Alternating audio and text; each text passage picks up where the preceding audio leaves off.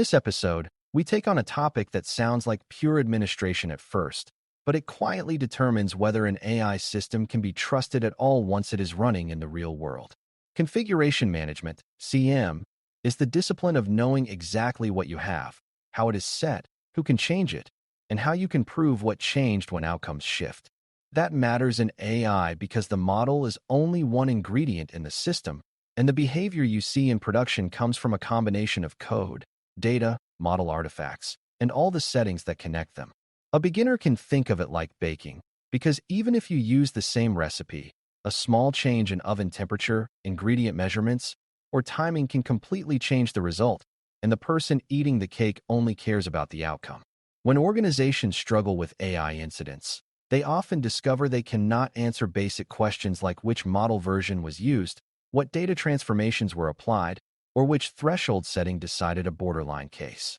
Evaluating CM across code, data, and models is therefore about proving the organization has control over the moving parts that shape decisions, not merely control over a single file called the model.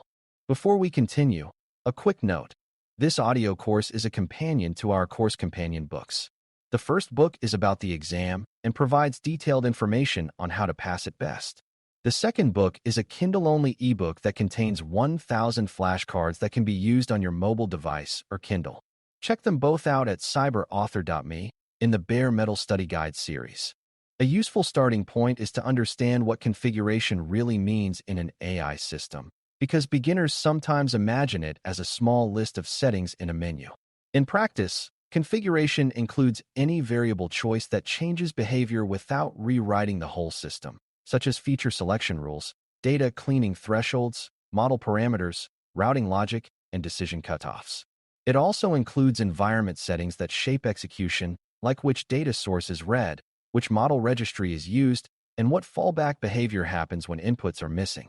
The reason CM is so central is that AI behavior can shift even when the code looks unchanged, simply because a configuration file points to a different dataset or because a threshold value is tuned to meet a performance target.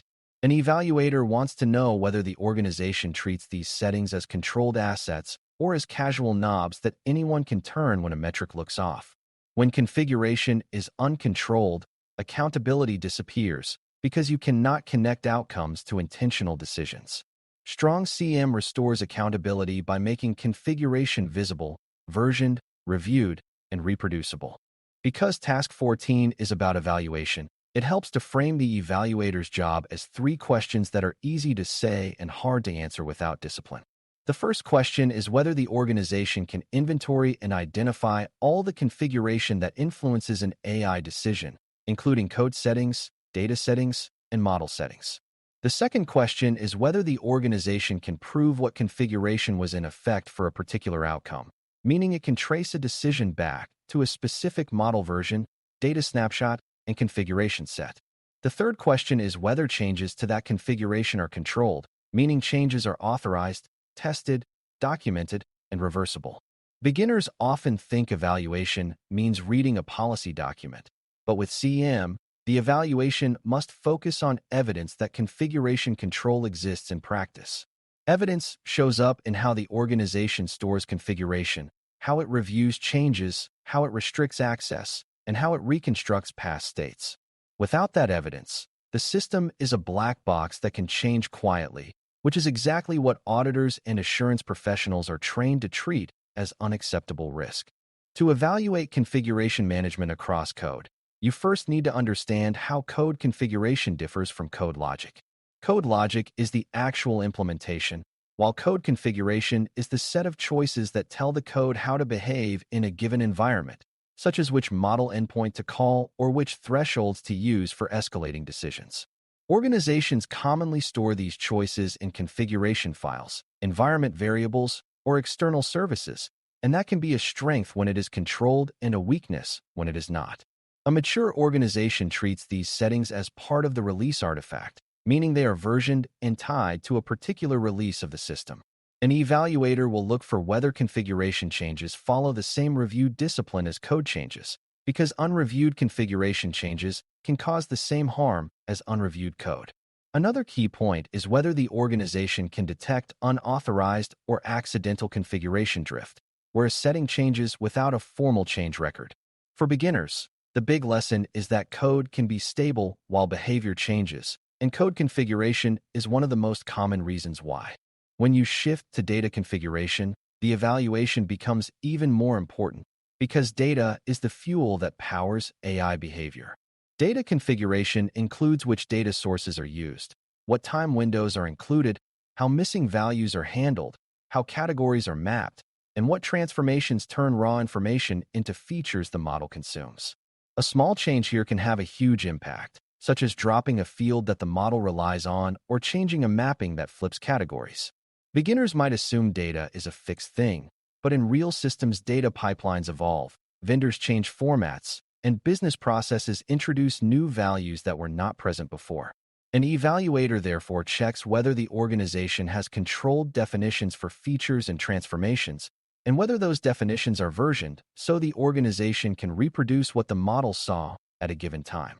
This is also where monitoring intersects with CM, because monitoring might reveal drift, but CM tells you whether the drift came from the world changing or from the organization changing its own data handling. Strong data configuration control is what prevents silent changes from turning into silent bias or silent failure. Model configuration is the third pillar, and it includes the model version, its parameters, its calibration settings, and the operational choices around it, such as confidence thresholds, ensemble weighting, or fallback behavior when confidence is low. Even if a beginner never trains a model, they can still understand that models are not just files. They are bundles of learned patterns plus settings that shape how those patterns are used. An evaluator looks for whether model artifacts are stored in a controlled registry, whether each model is uniquely identified, and whether the organization can prove which model was active at a given time. They also look for whether model configuration includes the context needed to interpret outputs, such as the intended use case, known limitations, and performance boundaries. A major risk is the model that gets updated or swapped without a clear record, because then changes in outcomes can be denied or misunderstood. Another risk is the model that is correct in a narrow sense, but is used with an inappropriate threshold setting, causing an unacceptable error trade-off. Evaluating model configuration management means verifying that model choices are visible, traceable, and governed, not treated as experimental tweaks. One of the most powerful ways to explain configuration management to a beginner is to connect it to reproducibility, which is the ability to recreate the system's behavior later in order to investigate, validate, or audit it. Reproducibility depends on knowing exactly which code version was used, which data snapshot or dataset version was used, and which model artifact and settings were active. If any one of those is missing, the organization cannot reliably replay a decision, and that makes incident investigation and accountability much harder. Evaluators look for whether the organization captures the right metadata, such as model identifiers, dataset identifiers, and configuration hashes, because these are the anchors that tie decisions to a specific system state. They also look for whether the organization can actually perform a reproduction exercise, because a claim of reproducibility is weaker than a demonstrated reproduction. For beginners, a helpful analogy is keeping notes in a science experiment, because without notes you cannot prove your results or learn from mistakes. In AI assurance, reproducibility is how the organization proves that outcomes come from controlled choices rather than from chaos.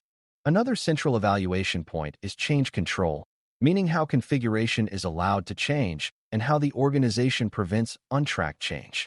In well-governed environments, configuration changes require requests, review, approval, and testing that matches risk, because configuration changes can alter who gets impacted and how. An evaluator checks whether configuration changes are reviewed by the right roles, especially when they affect decision thresholds, sensitive features, or policies tied to fairness and safety. They also examine whether the organization uses separation of duties, meaning the person who proposes a configuration change is not always the person who approves and deploys it. For beginners, separation of duties is like having one person count cache and another person verify the count, because it reduces error and discourages misuse. A strong control environment also tracks exceptions, because emergencies happen, but emergency configuration changes must be recorded and reviewed afterward. The overall goal is that configuration changes are intentional, visible, and accountable, even when the organization is moving quickly. Access control is another major part of configuration management evaluation, because configuration is power. If someone can change a threshold, redirect a data source, or swap a model artifact, they can change outcomes in ways that affect real people and business decisions. Evaluators therefore check who can read and write configuration, how privileges are granted, and whether access is limited to what people need to do their jobs. They also look for strong authentication and logging, because if configuration is changed improperly, the organization must be able to trace who changed what and when. Beginners should understand that access is not only about preventing malicious insiders, but also about preventing accidents, because mistakes happen when too many people have broad rights. Another subtle issue is the use of shared accounts or informal credential sharing, which destroys accountability and makes audits nearly impossible. A mature environment can show clean access records, change logs, and evidence that configuration repositories are protected like critical assets. If configuration access is loose, then every other control is weaker because the system can be altered quietly. Evaluation also needs to consider the boundaries between environments, because what is safe in testing is not automatically safe in production. Many organizations have separate environments for development and production, and configuration should reflect that separation, with strict rules about what can move across boundaries. An evaluator will look for controls that prevent test configurations, test models, or test data sources from being used in production by mistake. They also look for controls that ensure production configuration changes are not made casually or directly, because direct edits increase the risk of misconfiguration and reduce traceability. For beginners, this is similar to the difference between practicing in a rehearsal room and performing on stage.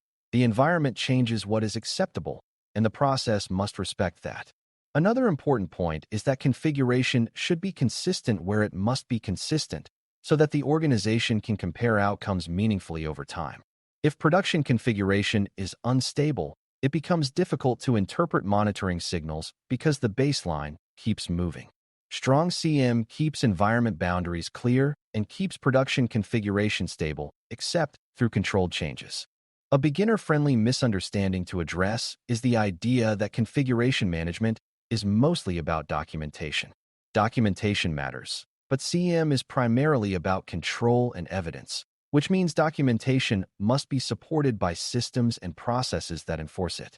If a document says configuration changes require approval, but people can change production settings directly without review, the document is not a control. Evaluators therefore look for objective evidence, such as recorded change requests, version history, and automated checks that block unapproved changes. They also look for whether documentation is usable, meaning it clearly explains what each configuration setting does and what risks are associated with changing it. Good documentation reduces the chance of someone making a change without understanding its impact, which is especially important in AI because the impact might be indirect or delayed. For beginners, it is enough to remember that a policy is a promise, but evidence is the proof. Configuration management succeeds when the proof matches the promise. Another important concept is configuration drift, which is when the system's actual settings slowly diverge from what the organization believes they are. Drift can happen through manual hotfixes, emergency changes that were never reconciled, or gradual accumulation of small tweaks made to chase performance metrics. Evaluators check whether the organization detects drift through periodic reconciliation, automated validation, or continuous monitoring of configuration state. They also examine whether the organization has clear baselines for expected configuration and clear procedures for restoring baseline if drift is detected. This matters because drift undermines predictability, and predictability is essential for governance, fairness assessment, and incident response. Beginners can think of drift like gradually changing household rules without telling everyone, until no one agrees on what the rules are anymore. In AI, drift can mean a model that seems to be behaving differently, and without CM, the organization cannot quickly tell whether that difference is due to data changes, model changes, or configuration changes. Evaluating drift control is therefore part of evaluating whether the organization can keep an AI system stable and trustworthy. To make this practical, imagine an AI system that helps prioritize which cases should be reviewed by a human team. The organization might change a threshold setting to reduce workload, change a data transformation to handle a new input format, and deploy a model update to improve detection, all within a few weeks. If those changes are not versioned and tied together, the organization may see outcomes shift and be unable to explain why, leading to confusion, blame, and delayed correction. An evaluator would ask whether each change was captured as part of configuration management, whether the combined change was tested as a system, and whether the organization can trace a particular decision back to the exact configuration state. They would also ask whether access controls prevented unauthorized tweaks and whether monitoring and incident triggers were updated to reflect the new configuration. This example shows how code, data, and model configuration interact, because the real behavior emerges from the combination, not from any single element. For beginners, the takeaway is that configuration management is how an organization keeps its AI system understandable, even as it evolves. When you step back, evaluating configuration management for AI across code, data, and models is about proving the organization has practical control over the elements that shape outcomes. The evaluator looks for inventory and traceability, so the organization can identify what is running and reproduce decisions later. They look for controlled change processes, so configuration updates are reviewed, tested, approved, and reversible. They examine access controls and logging, because configuration is a high-impact asset that must be protected from mistakes and misuse. They verify environment separation and drift detection, because production stability depends on disciplined boundaries and consistent baselines. For brand new learners, the central lesson is that AI risk is not only about the model's intelligence, but about the organization's ability to manage the system's settings and dependencies responsibly over time. If you can explain how CM connects code, data, and models into a traceable, controllable system, you are building the core task 14 mindset.